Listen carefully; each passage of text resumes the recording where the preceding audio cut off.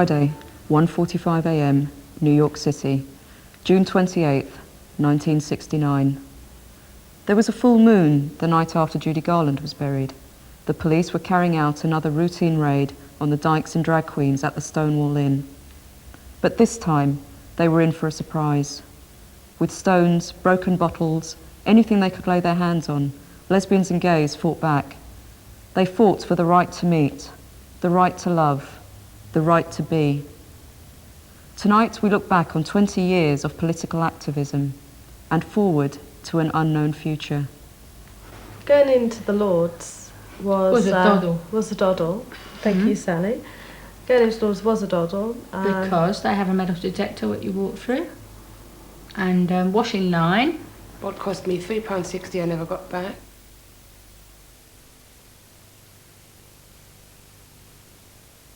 Two of the women had the rope rolled up inside their jackets and just walked in. Just walked in. It's just a joke.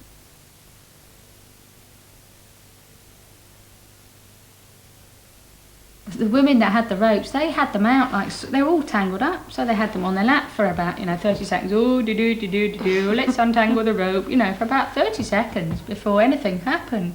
And then when we realised that they were tying them on and they were throwing them down the balcony, me and Paula, me and whoever, just started shouting. I can't remember, just all sort of silly, outrageous things to sort of attract the security. And then they came for us, and they couldn't get down to the women getting down over the balcony. So it was a good action, I think.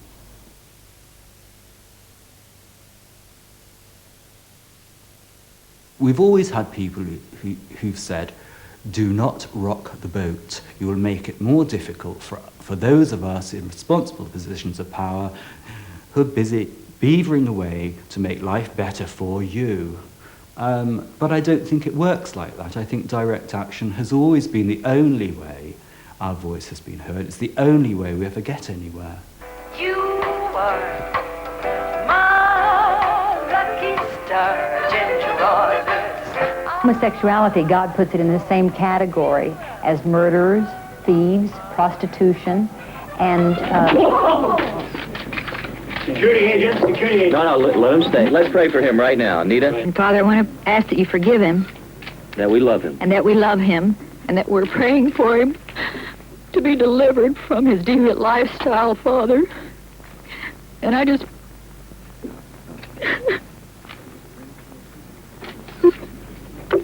I would never tell anybody to sit back and leave it to parliamentarians. Parliament's the last place to get the message, always has been. Suffragettes, chartists, trade unions, all the rights, black people, right to religious worship, has all come from pressure. So my advice would be keep up the pressure. Only through industrial action will we be able to bring real pressure upon this Tory government. I do not believe that industrial action is... Within the gay community, and I think more specifically the gay male community, they just don't see themselves as oppressed. They don't feel politically motivated to get up and say, no, I'm not accepting this. They're quite happy because there's a gay community, there's a gay scene. As long as they can go out and cruise and get drunk, that suits them fine.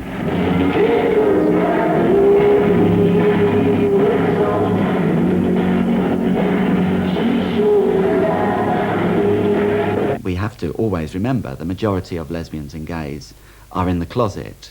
They are alive and well and at home with their husbands, wives, their mums and their dads, and are not able to come out and are not able to deal with their repression directly at all. Come out of the darkness, come out, shine like a star.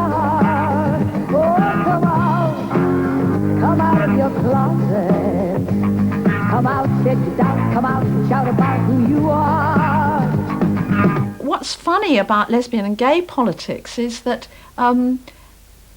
it's almost as if it's got a new lease of life as tolerance has waned, and particularly with Clause 28, which I think has had quite contradictory kind of results in a way. I mean, while not wishing to minimise the abominable nature of Clause 28, I think that it has generated a sort of vitality, or it's generated an enormous upsurge of resistance.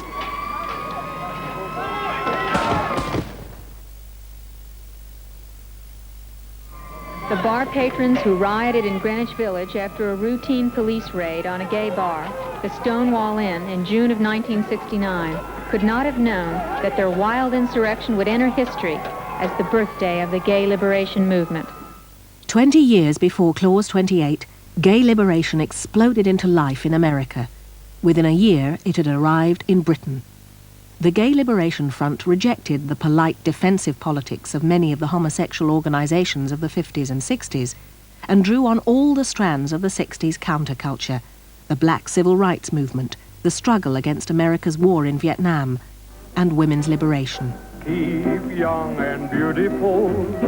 It's your duty to be beautiful.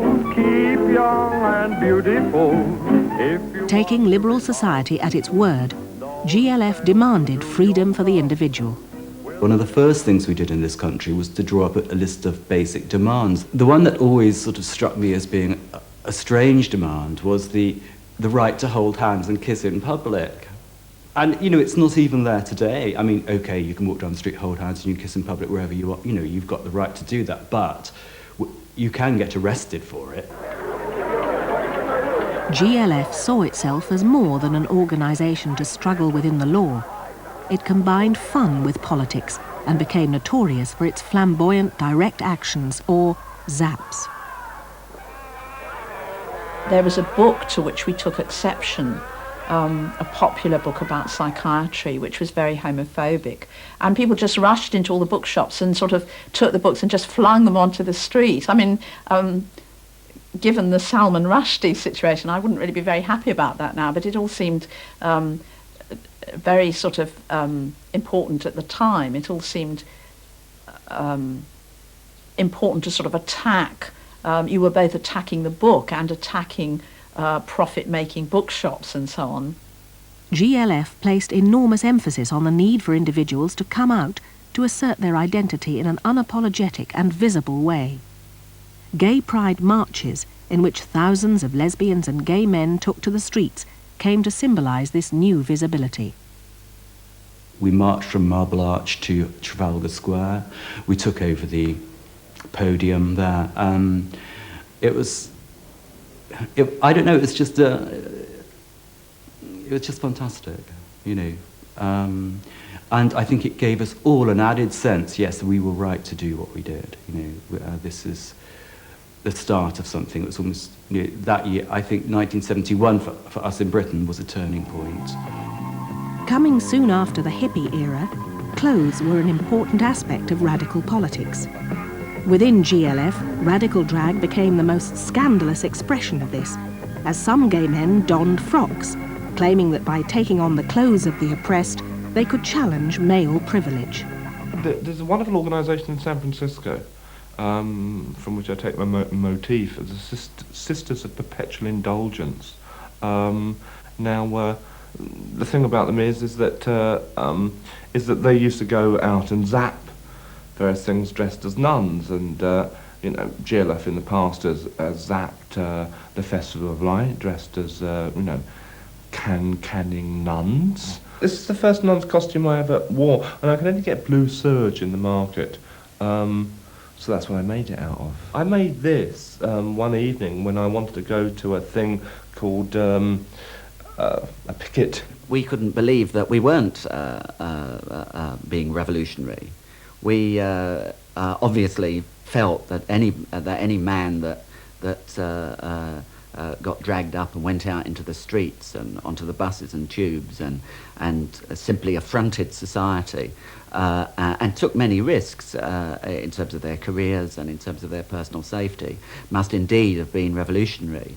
However, I think that the time has shown that wasn't really the case, that what we were was outrageous liberals. And I think in the end, the whole men in drag part of it got to be rather oppressive to women in gay liberation, because of course male privilege goes much deeper than a frock. And in fact, on one occasion we were all in a car or something in the Notting Hill Gate, and the car was actually being driven by a man in drag, and we were stopped by the police, and the policeman leant into the car to speak to the man under the impression it was a woman, and said, oh, you know, hello, darling, sort of, what are you doing out as late as this kind of thing. And immediately this man leapt out of the car and said, you know, I'm Dr. Phillips, somebody or the other, and don't you dare speak to me like that, officer, and all this sort of thing. And of course, male privilege was all back in place immediately. These internal differences soon couldn't be contained, and within 2 years much of GLF's explosive anger and energy had burnt out. Many of its veterans moved into left politics and women's liberation. I think that women left GLF for a variety of different reasons. The overall atmosphere of GLF was very male, and by that I don't mean just that there were more men than women involved.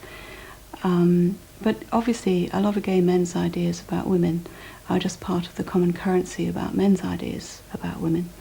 I personally found it frequently misogynistic, and although there were some attempts to include women in terms of the way that it was organised and as spokeswomen, by and large they were token attempts. Gay politics in the next decade splintered into a multitude of pressure, campaigning and support groups. A lesbian and gay culture flourished. Lesbians played an increasingly vital part in feminist politics.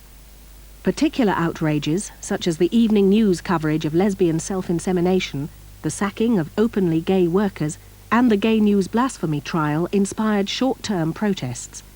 At the same time, a vibrant gay male commercial scene also emerged in larger cities.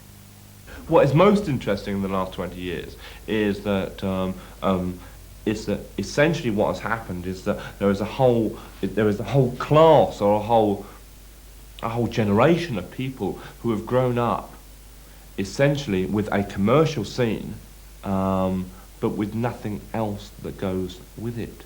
I think that because of feminism, because of the women's movement, women learnt to organise in ways that are quite different from what has historically happened before.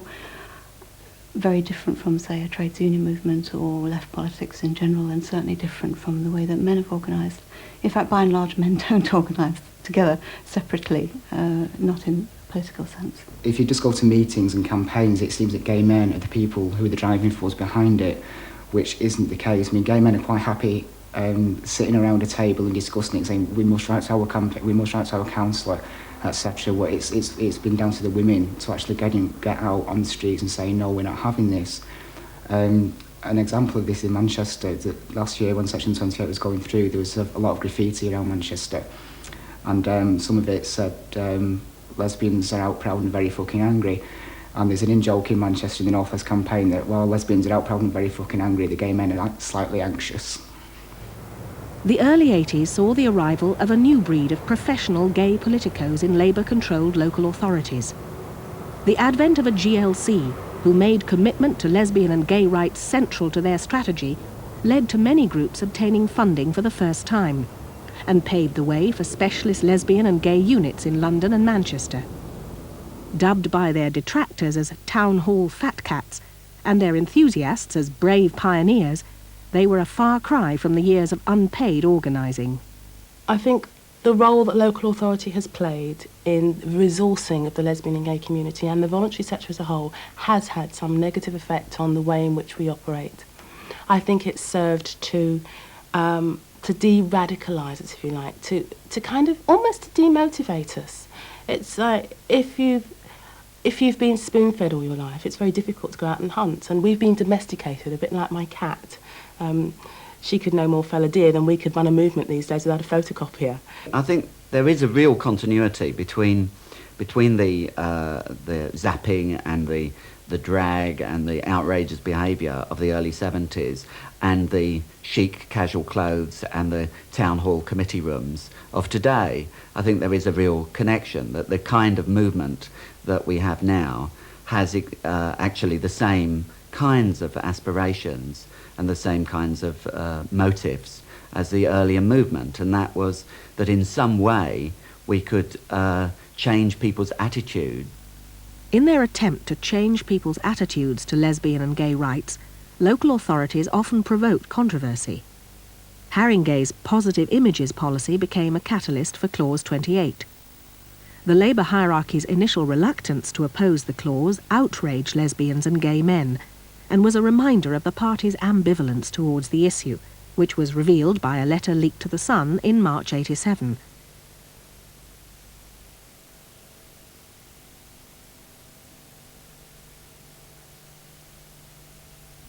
I don't believe for a moment that the line taken in favour of lesbian and gay rights by some Labour local authorities has ever had an adverse effect. It's been violently attacked. But all this loony left council stuff, which was not only about this but about a whole range of other things, was a media story. And an analysis has been made of it to show that most of the stories were absolutely false. But they were built up, and unfortunately, and here I think there is a weakness, some Labour leaders tried to respond by not exactly reinforcing it, but saying things that appeared to give confirmation to those ideas. I think it's dangerous for lesbians and gays to rely entirely on any political party, whether it's the Labour Party or any other, because though some politicians have taken lesbian and gay issues seriously, very often it's been the result of heavy lobbying by lesbians and gays. And if we hadn't done that, if we hadn't organised, put pressure on them and hassled them, they would have forgotten about us. I've always felt that what you need is really both autonomous groupings and political parties. I think it's very, trades unions and political parties are very important. I don't think they will ever take up these issues of oppressions outside of overt class oppressions without a strong movement on the outside kind of pressurising them to do that. I don't believe in being politically involved. I don't sort of enjoy shoving people's gayness down other people's throats. You know, I'm kind of a respectable person. I much prefer the sort of the work behind the scenes to gradually change things.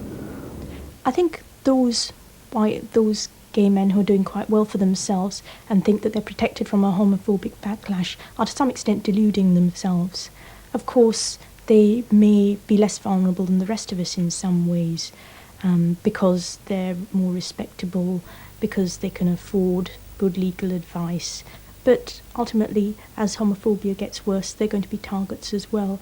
And if they wait till the rest of us have been picked on and are in a much weaker position, then we'll be less able to give them help.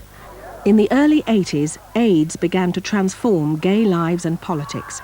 It's now become the main focus for gay male organising. Many initiatives have been orientated towards health and welfare provision, whose scarcity provoked a direct action movement in the United States, and more recently in this country, called ACT UP, the AIDS Coalition to Unleash Power.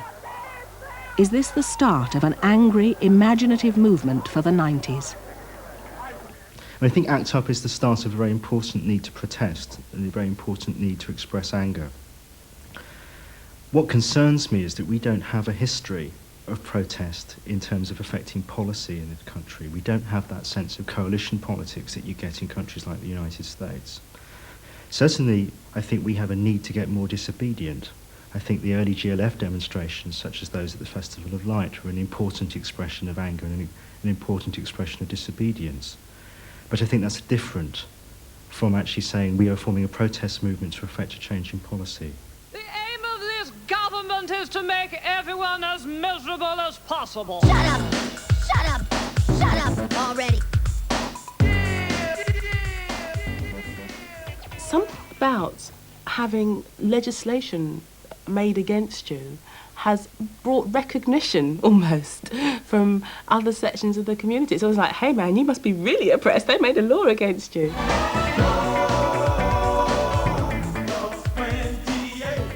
We have to work out how to build real, practical political alliances with people because of their politics rather than because of their gender or their sexual orientation. I'm not your average D-boy. I'm not your rebel guy.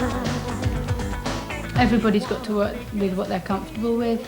I mean, there's a lot of lobbying and so on goes on. I mean, I don't know how powerful demonstrations are anymore. For me, there's no alternative than doing direct action. I don't have time to waste and lobby MPs and run around and talk to people about it and get petitions and sign and sign and sign. I think we're due for another revolution in the gay movement. Totally and absolutely.